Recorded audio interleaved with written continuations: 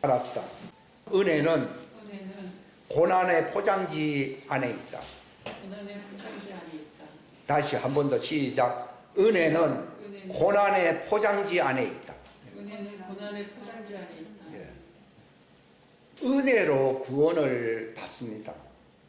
그러나 많은 사람들이 은혜를 잘못 이해하기 때문에 다른 복음, 다른 예수, 다른 은혜입니다. 거짓에 쏟고 있다는 겁니다. 그 은혜는 거짓도 있기 때문에 요한복음 1장에 보면은 우리가 예수님의 영광을 본다는 겁니다. 영광을 보는데 은혜와 진리가 충만하다 이렇게 되어 있습니다. 즉 무슨 말인가? 은혜는 진리에 서로 이게 양면입니다. 그러니까 그 말은 진리가 없는 은혜는 가짜 은혜라는 겁니다. 또 진리를 말을 하는데 은혜가 없다고 하면은 그것은 율법입니다. 율법. 율법 안에는 은혜가 없습니다. 실상은요. 신앙생활에서 은혜를 그냥 거칠애적인 것으로 이해를 하기 때문에 사단이 그 약점을 이용합니다. 그게 막 좋은 게 좋은 것이다 이렇게 생각을 하거든요. 근데 은혜라고 하는 것은요, 진리의 사랑을 얘기하는 겁니다. 거짓에 미혹되는 걸 은혜라고 하는 게 아니고 진리의 사랑을 받는 것이다. 데살로니가 후서 2장에 보게 되면은 그들이 왜 구원을 받지 못하느냐에 대해서 진리의 사랑을 받지 못했다 이렇게 나옵니다. 그게 무슨 말인가 하면은 거짓 은혜다는 겁니다. 그러니까 지금 세상에 많은 종교가 있고 철학이 있고 가르침이 있습니다. 근데 그것이 세상 생활에는 유익한 것처럼 보이지만은 자기 혼을 잃어버립니다. 예수님께서는 네가 온 천하를 다 얻어. 사람들이 온 천하를 아니라면 조금이라도 얻으면 은혜 받았다고 생각하면 그게 속은 겁니다. 사단은 만몬의 영은 100% 이것을 활용합니다. 그게 속는다는 겁니다. 베드로가요, 주님 죽어서는 안 됩니다 이렇게 얘기하니까요, 예수님이 네가 나를 위로하구나 이렇게 얘기하는 게 아니라 너는 왜 은혜를 받아서 영생을 구원을 받아야 할 나를 방해하느냐 이 말입니다. 그러니까 이런 개념이 오늘날 없습니다. 그걸 뭐 세상에 없다는 게 아니라 교회 안에도 별로 없습니다. 그러니까 성경에는 이기는 자는 둘째 사망해를 받지 않는다. 이기는 사람은 생명나무 가시를 먹을 수 있다. 이기는 사람은 흰옷을 입을 수 있다. 이기는 자는 내 오른편에 앉게 해주겠다. 등등 그 7 교회에 대해서 요한계시록에 말을 하고 있는데 거기서 이긴다고 하는 말은 패배하지 않는다 하는 말인데 무엇이 패배냐 하는 것은요, 사단에게 속는 겁니다. 예수님도 40일 금식 후에 사단이 와서 그를 시험했다고 하나님 그걸 허락하거든요. 이 예수님이 정말 은혜와 진리로 충만한 자이냐 하는 것을 증명해야 됩니다. 근데 사단은 항상 쓰는 방법이 있거든요. 그저 편하고 좋고 눈에, 그러니까 육신의 정욕, 안목의 정욕, 이생의 자랑, 요 3가지입니다. 이것은 하나님께로부터 온 게 아니라고 요한일서 2장에 말을 하고 있습니다. 그러니까 육신의 욕구, 또 눈에 아주 그럴듯하게 보기 좋은 사람으로 여겨지게 하는 것, 또 이 세상으로부터 찬사를 받고 영광을 얻는 것, 이 3가지 범주 안에서 사단은 그 사람을 속입니다. 그걸 시험한다는 겁니다. 그러니까 시험을 이기는 자는 복이 있도다. 거기 그 시험에서 옳다 인정함을 받은 뒤에 우리가 주님으로부터 영광의 면류관을 받을 것이다. 그렇게 서신서에 그렇게 말을 하고 있습니다. 거기서 이긴다는 말은요, 하나님이 뜻하신 그 혼을 자기를 사랑하는 사랑한다는 말은 그분의 뜻대로 산다는 말이거든요.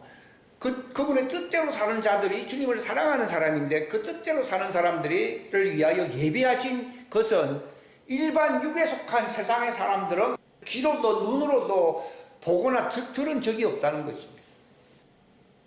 그것을 가리켜서 바울 선생은 에베소서 1장에서 뭐라고 3번씩이나 얘기하고 있잖아요. 은혜라는 얘기예요. 은혜의 영광이라고 하는 겁니다. 그러니까 많은 사람들이 은혜라는 말을 입에 달고 살듯이 그것을 정말 원하고 있지만은 그러나 은혜의 실상을 모른다는 거지. 하나님이 주시고자 하는 은혜는 영광의 소망에 이르는 것입니다.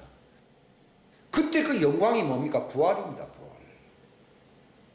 그러니까 세상에서 온천을 얻었다. 와, 저 사람 대단히 은혜 받았구나 생각하잖아요. 그러나 이는 은혜의 영광에 이르지 못했다는 겁니다. 많은 사람이 믿으나 은혜에 이르지 못한다 또는 진리에 이르지 못한다 같은 말입니다. 은혜와 진리는 이렇게 붙어요.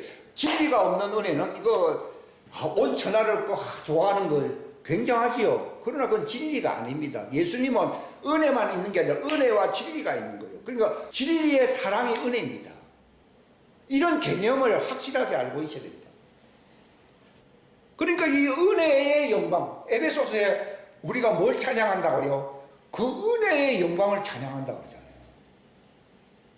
그 사람들은 사람들이 인정해 주는 것을 세상에서 이렇게 돋보이게 내가 대우를 받는 걸 이걸 은혜라고 착각을 하거든요. 예수님이 그러잖아요. 너희는 사람으로부터 또는 세상으로부터 오는 영광은 구하지만은 뭘 구하잖아요? 하나님께로부터 오는 영광은 안 구한다는 겁니다. 지금 마찬가지입니다. 그 사람들이 서운해하고 이렇게 마음이 좀 평안치 않고 시기와 질투심이 있다고 하는 것은 하나님께로부터 오는 영광을 구하지 않고 있다는 것의 증명입니다. 그 증명. 그게 야고보서에 잘 기록이 되어 있죠. 시기와 질투 그것은 다 세상으로 오는 것인데 하나님을 사랑하는 자들, 사랑하지 않는 자들이 너무 많거든요. 사랑하는 자들에게 뭘 주시느냐? 은혜의 영광에 이른다는 겁니다. 즉 예수님과 같은 부활의 영광에 이른다는 것입니다. 그것을 자신이 안에 증거를 가지고서 기뻐한다는 것입니다. 그게 말할 수 없는 즐거움으로 기뻐한다고 그렇게 나와 있습니다. 그것을 거룩한 기쁨이라, 이걸 영락교회가 세운 목적이 그 말을 인용했다는, 하나님께로부터는 영원한 즐거움이다 그래가지고 그렇게 지었다 그런 거예요. 참 그 명칭은 좋습니다. 근데 문제는 그 은혜를 받았느냐 이 말입니다. 우리가 은혜로 구원을 받노라. 그리고 바울 서신에 그렇게 얘기했잖아요. 근데 사람들은 은혜라 그러니까 내가 설교 듣고 감동을 받고 내가 좀 이렇게 마음이 평안하니까 은혜 받았다라고 그렇게 쉽게 단정해버리는 경향이 있거든요. 근데 그걸 시험해 봐야 됩니다. 정말 그리스도가 얻으신 그 영광스러운 증거가 자기 안에 있느냐 하는 것을, 이걸 고린도후서 13장에는 그리스도가 너희 안에 형성되어 있다는 것을 네가 스스로 알지 못하면은 영광받은 자가 아니라 버려온 사람이라 이렇게 나와 있습니다. 저는 참 어떤 사람이 설교를 하는 걸 설교한다고 성경이 이런데 그게 성경이야 그 말이에요. 사무엘 앞으로 하나님의 기름 부으실 자가 있으니 내 앞으로 지나가게 하라 해서, 그래서 장자가 지나가니까요 사무엘이 보니까 멋있게 생기고 키도 크고 하나님이 역시 이런 사람을 택하시는구나 이렇게 생각했는데 주님이 말씀하시고 내가 그를 이미 버렸노라 이렇게. 참 이게 심각한 문제입니다. 그 사람은 좀 마음에 안 든다 그렇게 하면은 이해가 되는데요, 이미 내가 그를 버렸다는 겁니다. 너는 왜 사람의 외모를 보느냐?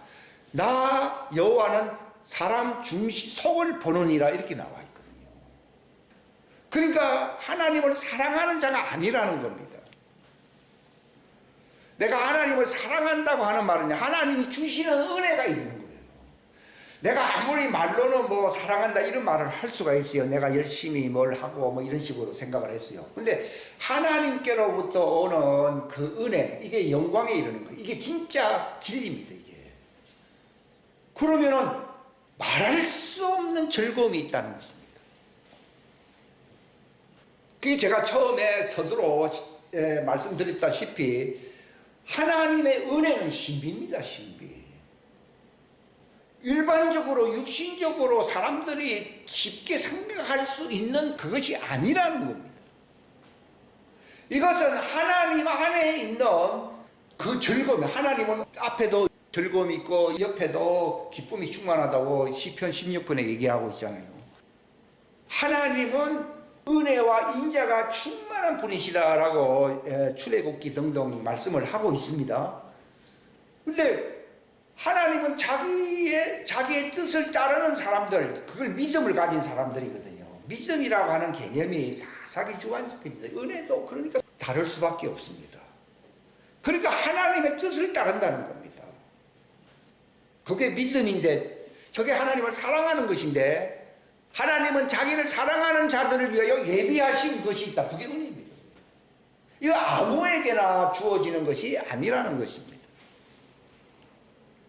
우리는 이 은혜를 간직을 할 수 있어야 된다는 거죠. 제가 지난 두 번째에 그 고린도후서 그 8장에 보면은요, 우리가 읽었는데 거기 요절 말씀과도 같은 것입니다. 고난의 큰 시련이라 되어 있습니다. 여기에 하나님의 은혜가 있습니다. 이것을 정말 인내할 수 있는 사람들이 그 은혜의 목표인 영광의 완성, 영광의 소망에 이를 수가 있는 거예요. 이 고린도 교인들이 그걸 아는 겁니다. 그런데 대부분 고난의 큰 시련을 하다 그러면은 저주받았다라고 생각을 합니다. 예수님이 십자가를 지고 가다가 너무 힘들어서 쓰러졌습니다. 그것을 이제 로마 병정이 누구요? 그게 이방인이죠. 그 사람에게 십자가를 지었잖아요. 그러니까 따라오던 여인들이요 눈물을 흘리면서 예수님 불쌍하게 본 겁니다. 저도 옛날에는요 사람들이 참 그래도 의리가 있구나, 그래도 배반하고 도망간 제자들도 있는데 그래도 끝까지 따라가면서 눈물을 흘리고 불쌍하게 생각하는 사람들이 있구나. 저도 그 말에 감동을 많이 받았어요. 근데 그게 틀렸다는 거예요. 예수님은 죽음을 능가하는 기쁨이 충만하여 가고 있어요, 안 가고 있어요? 그겁니다. 저 그걸 못 본 거죠. 십자가 질 때는 아이고 하나님 은혜가 없구나 이거라. 그때 하나님 은혜가 최고로 임해야 안 임해요? 임하는 거. 그걸 깨닫지 못하는 거예요. 그러니까 예수님이 그래도 뭐 나를 위로해 주는 자가 있구나 이렇게 생각을 한 게 아니라 책망했는 거지. 왜 나를 위해서 슬퍼하냐 이 말이에요. 나는 기쁨으로 하나님의 영광, 은혜의 영광으로 말미암은 기쁨이 충만하네요. 그 사람이 구원받는 사람이에요. 오늘날 많은 사람이 구원 못 받고 있습니다. 왜 그런가 하면요, 죽어봐야 아는 게 아니고 은혜의 영광으로 기뻐하는 사람은 그 사람은 이미 죽지 않는 부활의 영생의 기쁨이 충만한 사람들이에요. 그걸로 증명이 되는 것이지. 좋을 때 뭐 다 좋지 안 좋은 사람 어디 있어요? 그게 아니라 거의 사형 집행을 받는 그 순간 세상적으로 보면 절망인데 은혜의 영광으로 충만하여서 기쁨이 충만한 사람, 그 사람은 구원받은 사람. 그러니까 얼마 없다 이 말이에요. 제가 왜 그 경지까지 그런 얘기를 하는가 하면요, 저는 그렇게까지는 이해를 못했거든요.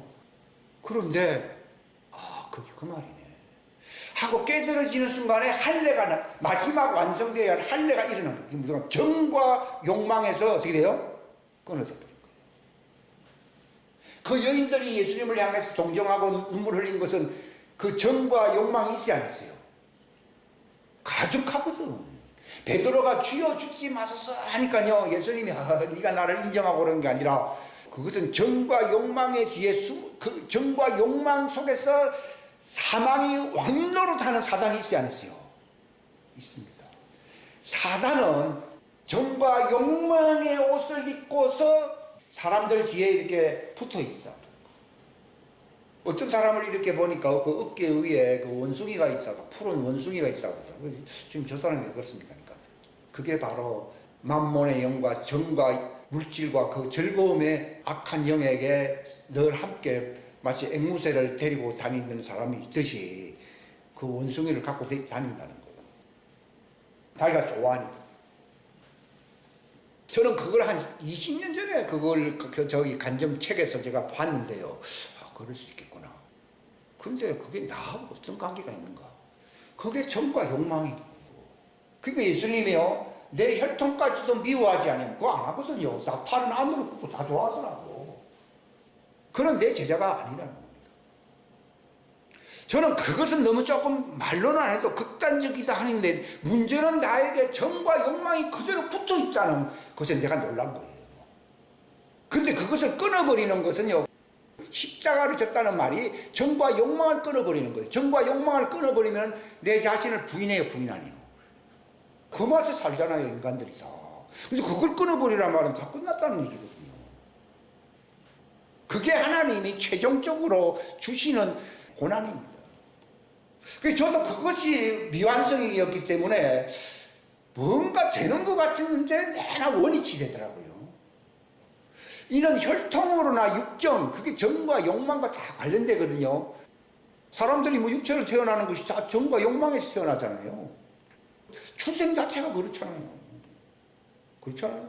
아무리 뭐 자기들 가문이 훌륭하다 그러지만 다 정과 욕망 속에서 다 태어난 사람들, 인간들이잖아요. 자기를 부인하고 그 십자가를 진다고 하는 말은요, 그 정체성이 완전히 180도 뒤집어지는 역사가 일어나야 된다는 것입니다.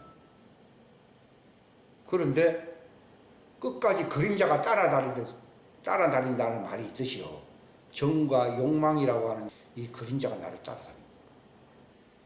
결국은 인간은 이 땅에서 변화가 되지 않는 거예요. 즉 마지막 끝까지 남아있는 그 그림자가 뭐냐? 정과 욕망인 거예요.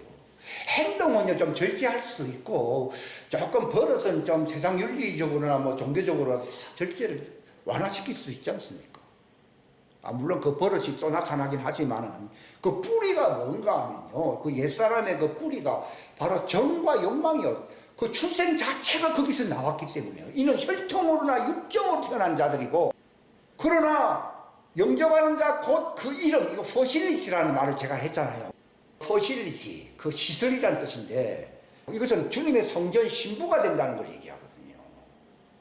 그래서 저는 하나님의 성전인 하나님의 거처가 되기를 바라는데, 그것이 자꾸 희미해진 이유가 무엇이냐?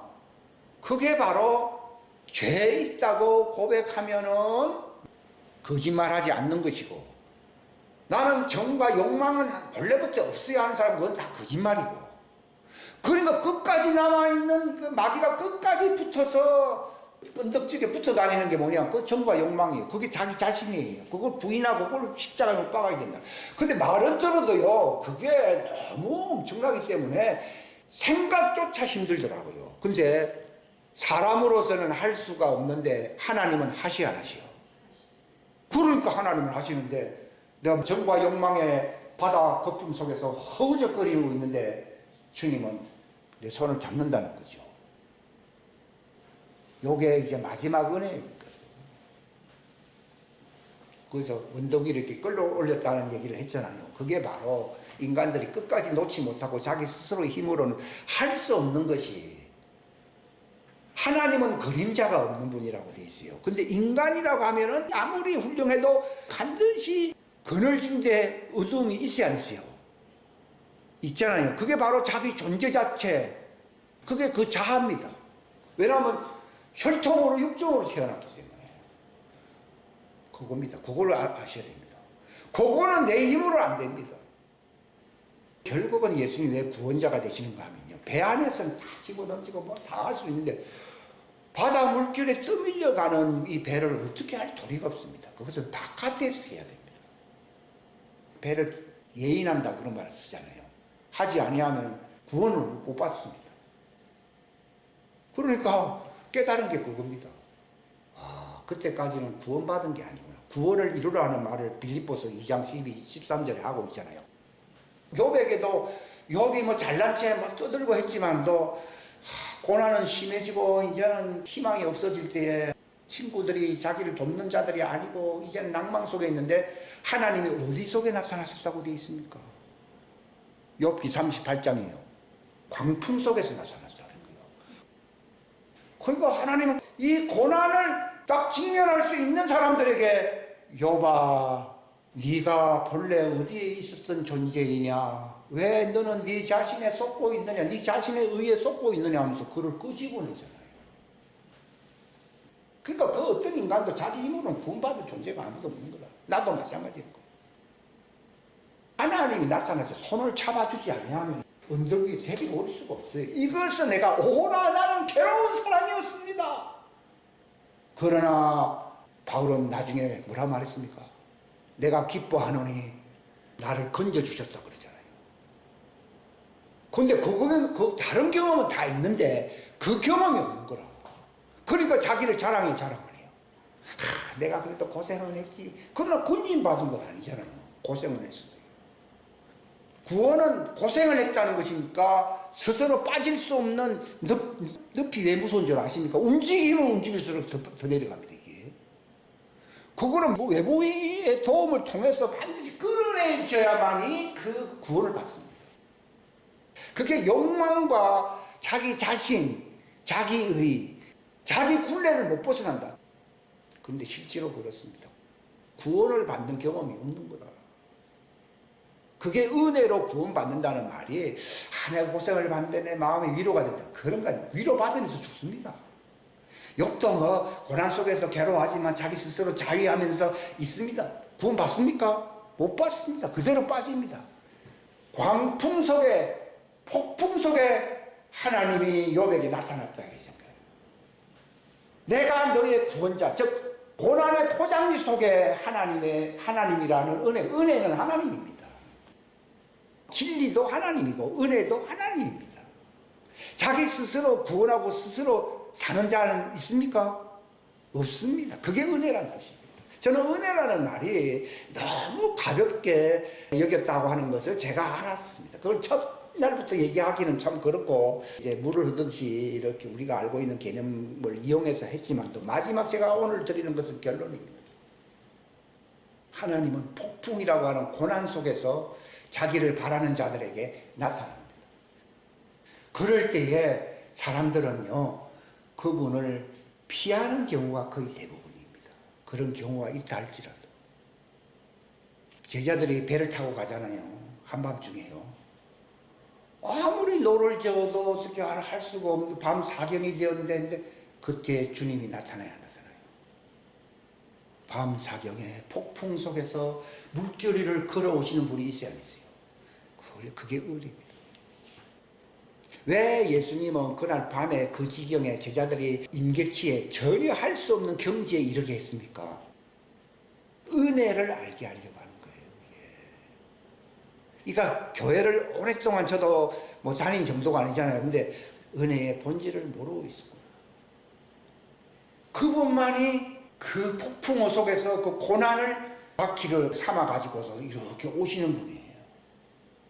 그리고 사람들이 야, 안 그래도 힘든데 꿈은 폭풍호 속에 괴물이 나타났다 이런 생각 안 하겠어요. 그분이 그들을 지나는 척 했다고 우리 나와 있는 성경은요. 대부분 사람들은 그것이 주님이라고 생각하는데 하나님은 어디 속에 나타난다고요? 폭풍 속에서 은혜를 주시려고 나타나는 분이에요. 이걸 아셔야 됩니다.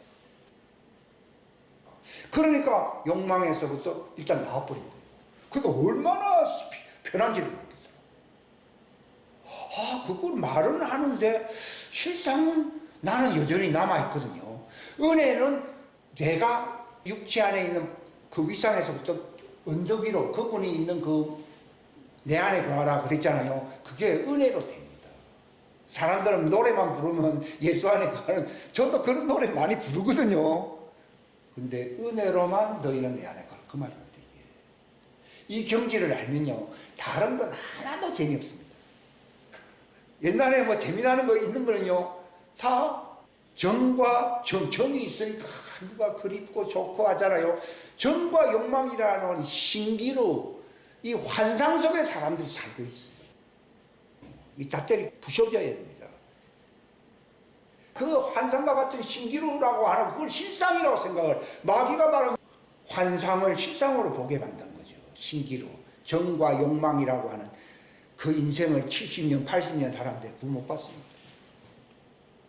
가장 큰 십자가가 뭐냐? 사람들은 민생고, 경제난, 집안 잘 돌아가지 않는 거 이런 걸 생각하잖아요. 그건 아니에요.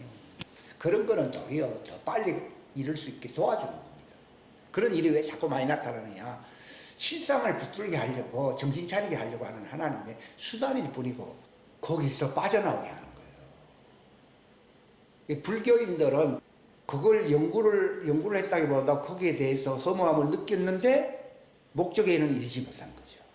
그거는 도닦고 무아지경에 이른다고 해서 되는 게 아니에요. 스스로 무아지경이라고 생각할 뿐이지 그거는 착시 현상일 뿐입니다. 은혜, 하나님은 은혜라는 말을 알았습니다. 그분의 이름은 은혜입니다. 은혜입니다. 그분의 이름은 진리입니다. 그분은 진리라는 말씀입니다. 그것에 의해서만 그 어떤 장애물이 없고 어려움이 없는, 방해물이 없는 그 안식에 내가 들어가는 거예요. 그러니까 그 삶의 어떤 대전환이 일어납니다. 그 인생의 어떤 맛이랄까요. 하도 그걸 너무 오랫동안 살아왔기 때문에 기억은 자꾸 나는데 최근에 깨달은 그걸 딱 생각하면요. 끝났어. 지나가는 거예요. 이제 기름을 채울 수 있는 길이 열리는 겁니다. 그 전까지는 정과 욕망으로 채우고 있는 거예요. 이게 무슨 기름 부음이라고 착각하는 경향도 있어요. 그거 아니에요. 정과 욕망이 딱 떨어질 때에 인생이 바뀝니다. 근데 그거 전환점이라고 함부로 그걸 뭐라 그러죠. 그게 너무 깁니다. 왜냐하면 과거에 이렇게 살았기 때문에 이게 딱 끌어줘가지고 내가 그 말을 한 달 전에 했는데 많은 요동이 있었거든요. 왜냐하면 옛날 지경으로 돌아가게 해야 하네요. 돌아가게 사단도 뺏긴 거죠. 바울이 그랬잖아요. 오라 나는 괴로운 사람이로다. 이게 경험이 많은 사람들은 바울이 구원받기 전에 한 말이 돼요. 천만이에요. 그가 전혀 구원도 모르고 예수님을 만나기 전에 그런 말을 할 수가 없습니다. 그 은혜와 진리를 경험하고 나니까 거기서부터 벗어나는 삶을 살게 된다고 하는 그게 말 그대로 복음이거든요. 복음. 그게 이제 은혜의 영광입니다. 그 속에 사는 것은 영생이거든요. 그건 안 죽습니다. 그 전에 정과 욕망 속에 사는 것은 영생입니까? 사망입니까? 그건 사망입니다. 겉은 뭐 저 좋은 것 같은데 아닙니다. 근데 딱 옮겨지잖아요. 옛날에 살았던 삶이 너무 길기 때문에 자꾸 옛날을 생각나게 하지만요. 너무 빛과 어둠이 서로 다르듯이요. 그 이상 거기에는 가고 싶지 않은 거예요. 마치 북한을 탈출한 사람이 뭐 수십 년 동안 살았다 하더라도 뭐 우리나라에 오든지 뭐 어디로 갔든지 간에 딱 하니까요. 처음에는 꿈이나 생기냐 그러더라고요. 그렇다고 해서 북한 생각, 어렸을 때 집안 생각도 집안을 놓고 왔으니까 얼마나 그 사람이 힘들겠어요. 그런 생각 안 하겠어요. 하지만은요. 끝났다. 이제 잊자. 하지만요. 그건 잊어야 되는 겁니다. 지금 제가 말씀하는 것은요. 그 정과 욕망의 그 옛날 과거의 삶은 잊기를 힘쓰자 이런 것도 아닙니다. 그것도 미련이 있다는 얘기고 이제는 잊혀져야 된다. 끝났다. 이전 것은 어떻게 해요? 다 지나갔다는 말 그 뜻입니다. 이제 모든 것이 새롭다고 하는 말이 오거든요. 새로운 게 없는데 잊어버리죠. 그거 거짓말이지. 내가 뭐 비슷할 뿐이죠. 지금이나 옛날이나. 근데 너무 다르거든요. 끝난 거죠. 그러니까 예수님이 너는 내 안에서 평안을 누리라는 말이 그게 그 말이라구나 하는 것을 알겠어요. 근데 우리는 자기 안에 우상, 정과 욕망은 우상이라고, 탐심은 뭐라고요? 우상숭배라고 나오잖아요. 그러니까 그게 있어. 욕도 거기서 빠져나오게 하려고 하나님이 사단에게 붙여버린 거예요. 자기를 포장하고 있거든요. 허우적거리다 다 하나님이 때가 되니까 그 폭풍 가운데 딱 나타나니까요. 거기서 문제를 해결받을 수 있는 기회가 온 거예요. 그래서 저는 그걸 딱 느낄 때요. 아, 구원받는 사람이 적을 수밖에 없고 나도 바울이 버림을 당할까봐 나도 두려워한다 하는 말이 그 말이구나. 이 상태는 버림을 받는 거예요. 정말 그거는 사람의 판단에 의해서 구조를 받는 게 아니라 그분의 때에 폭풍 가운데 나타나는 겁니다. 그건 내 힘으로도 되는 게 아니에요. 폭풍 가운데 나타나죠. 고린도 후서에 그 고린도 교회가 크게 기뻐하는 것은 극한 가난 속에서 심한 환난이다. 거기서 은혜를 받았다.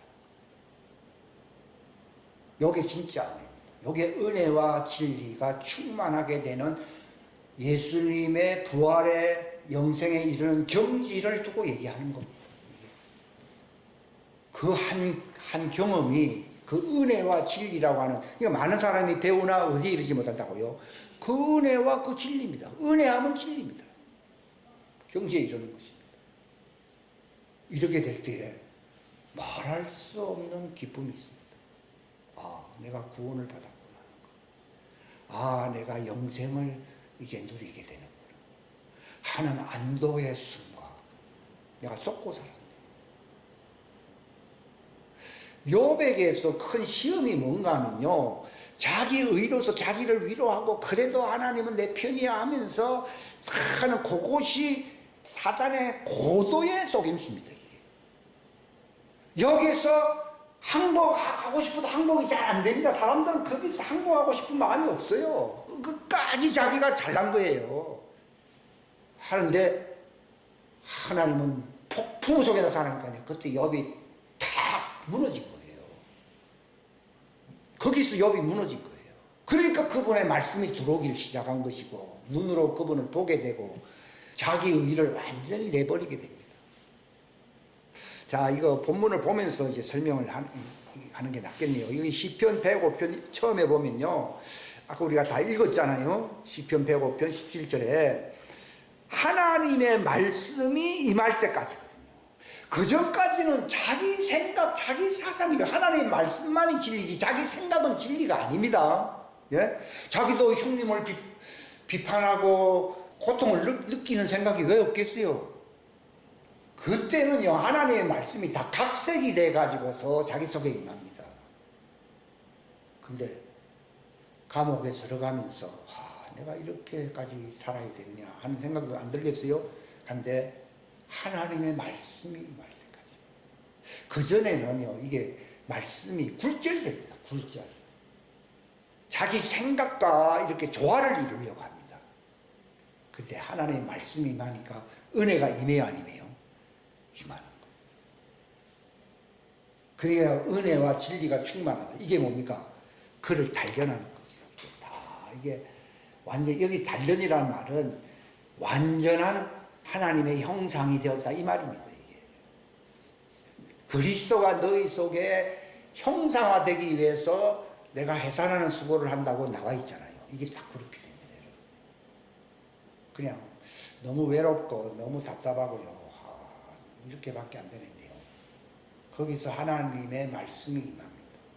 그 말씀을 딱 받을 때요, 그 은혜의 보따리, 선물이 내게 들어옵니다. 이 말로 표현을 못합니다. 그 어떤 경지, 임계점이 있습니다. 하나님은 거기에 이를 수 있는 사람을 찾고 있습니다. 욥도 대단한 사람이었지만 그 수준 갖고는 안 됩니다. 사단에게 붙였습니다.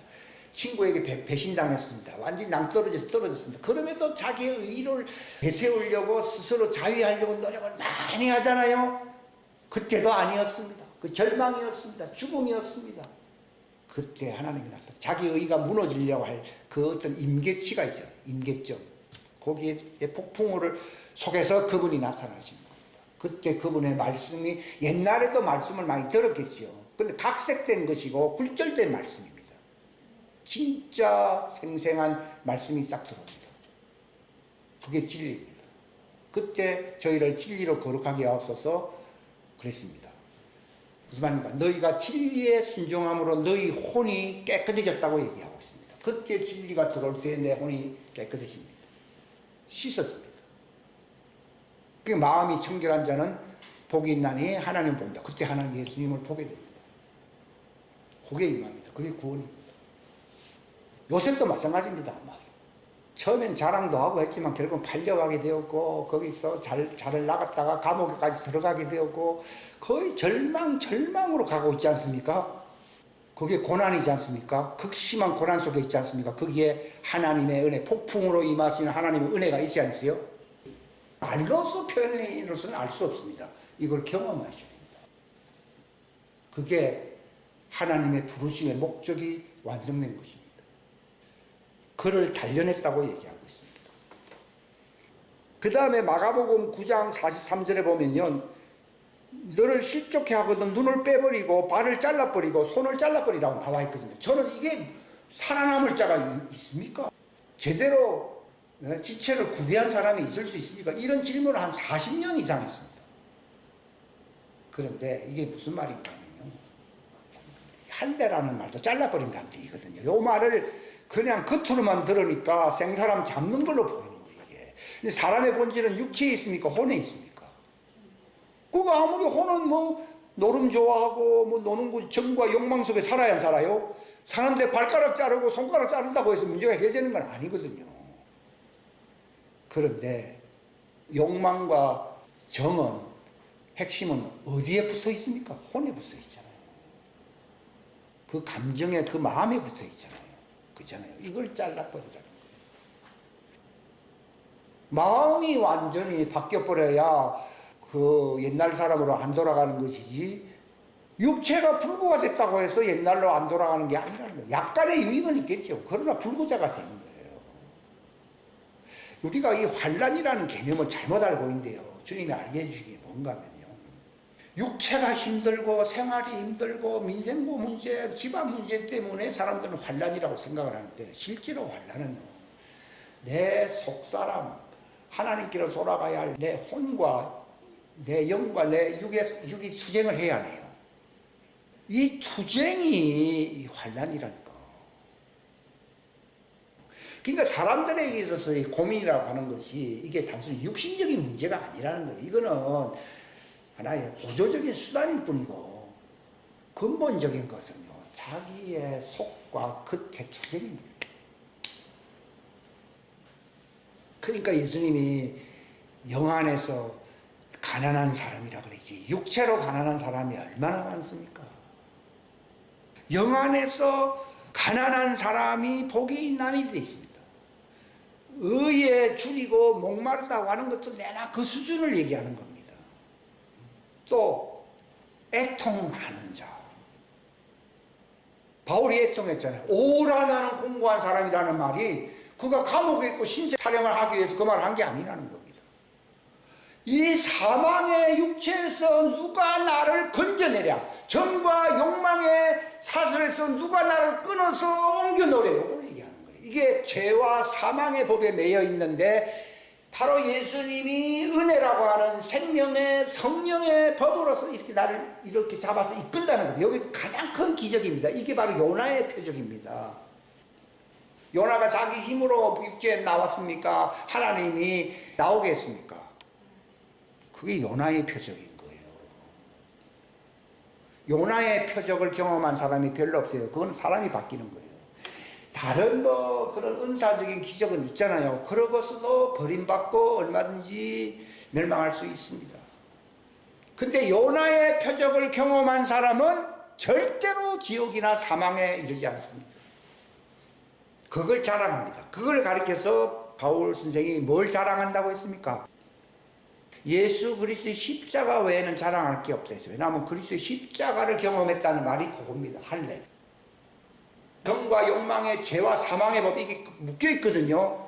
여기서 벗어났다는 겁니다.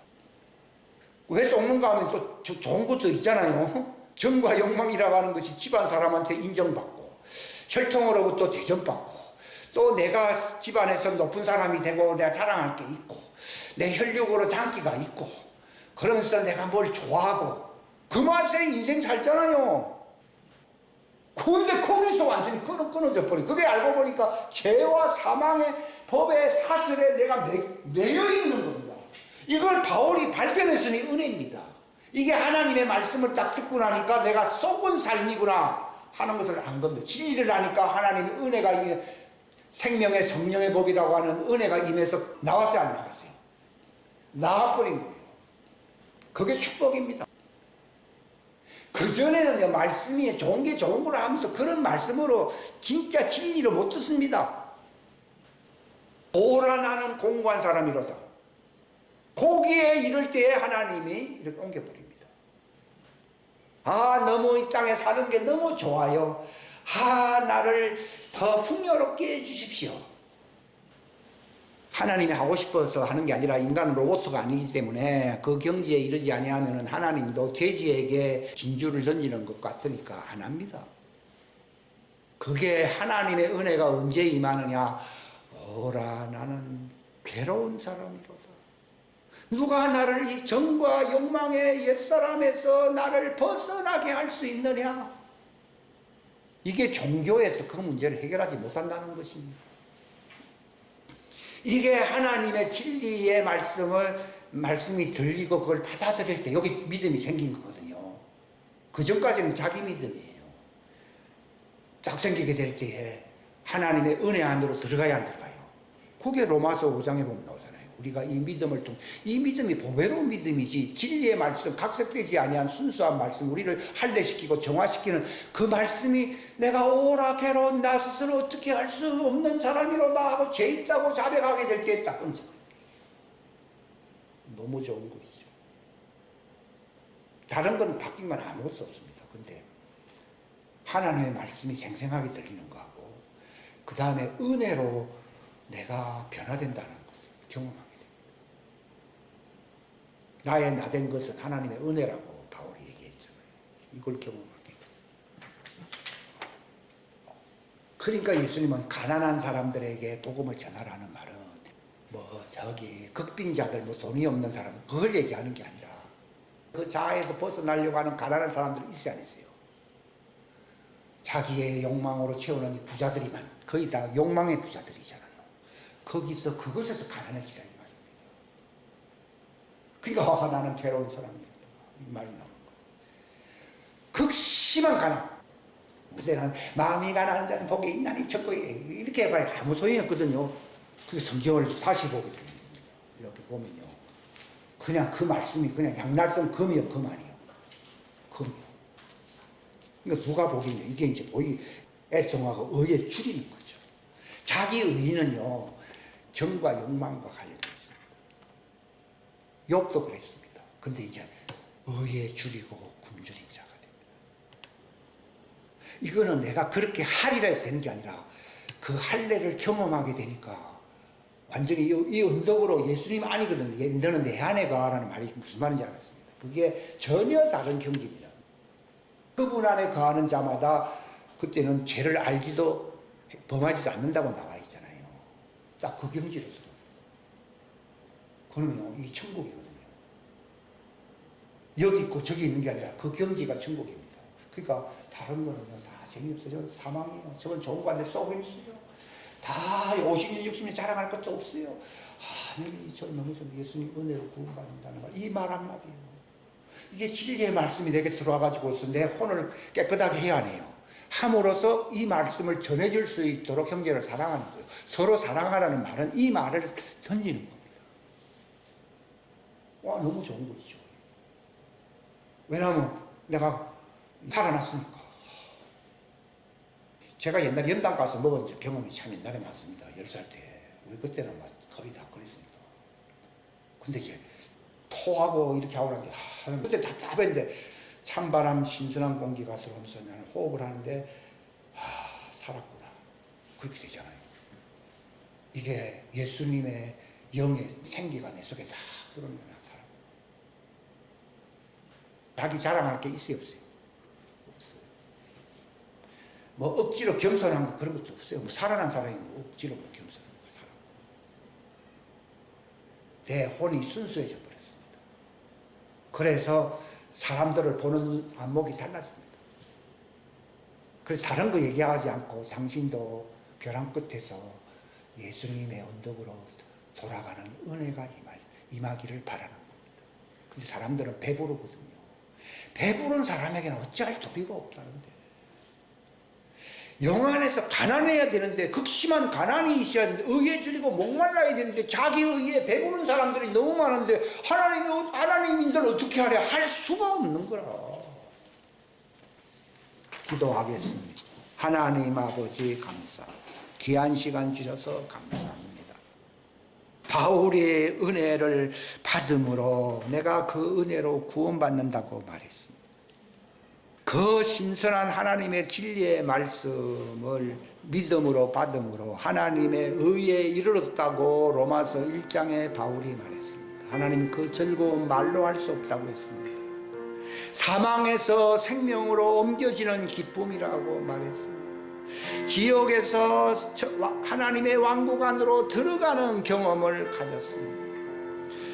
정과 욕망의 굴레에서 사망과 저주의 법에서 완전히 벗어나 옛사람에서 벗어나 생명의 성령의 법으로 하나님의 의와 구원과 평강에 이른 이 즐거움을 말로 다 할 수 없다고 말했습니다.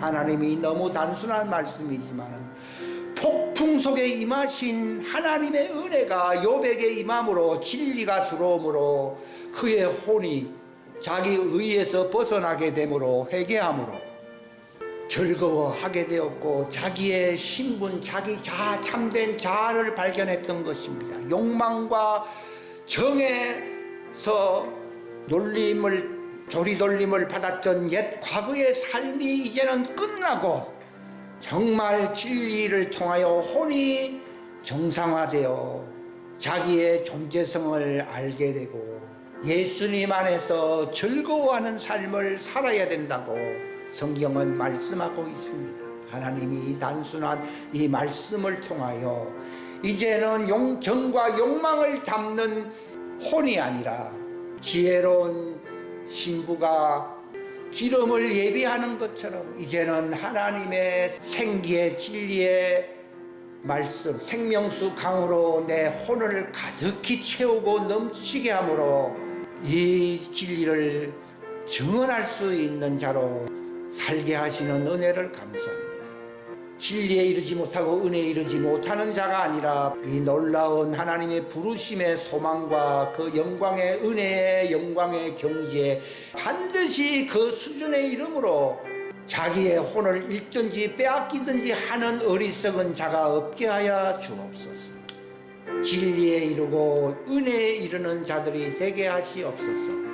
감사하고 예수님의 이름 받들어 기도하옵나이다. 아멘.